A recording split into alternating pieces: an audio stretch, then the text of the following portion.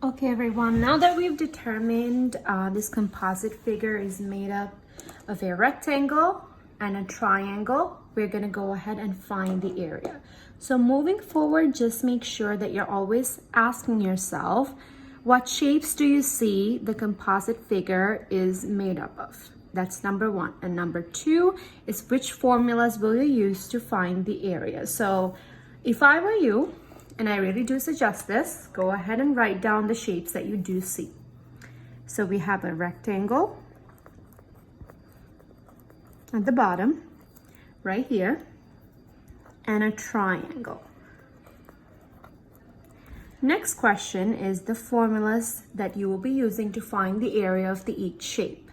So for a rectangle, we use base times height. I've also given you guys a formula sheet to refer to anytime you would like to, so make sure that you're using the correct formulas, because even if you do know the shapes that are inside of the composite figure, if you don't know the formulas, or if you use the wrong formula, you will be getting the wrong answer.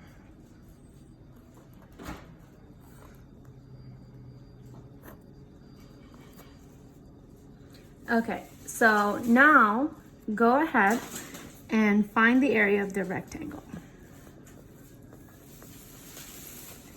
So we use base times height. The base is 10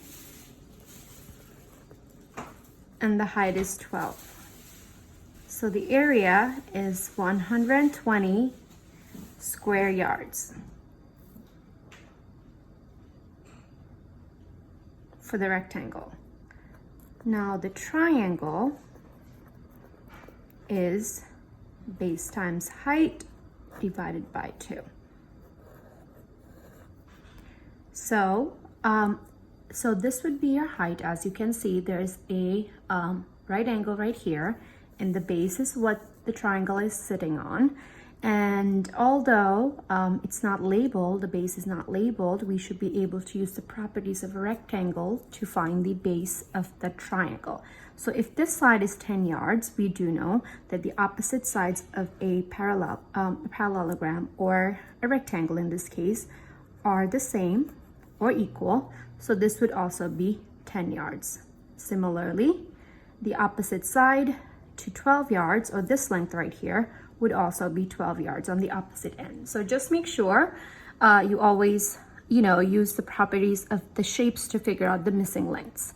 So now, base is 10, height is 5, divide that by 2, 10 times 5 is 50, divided by 2, I get 25 square yards, right?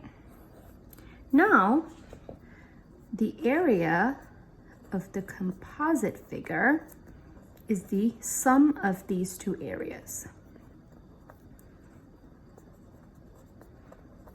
So our final answer is going to be 120 square yards plus 25 square yards, which is 145 square yards. Now these problems are actually from the Connect Ed assessment that you were doing on Friday, so make sure that you're also taking notes on this, because there'll be a quiz tomorrow. So these will be practice for you.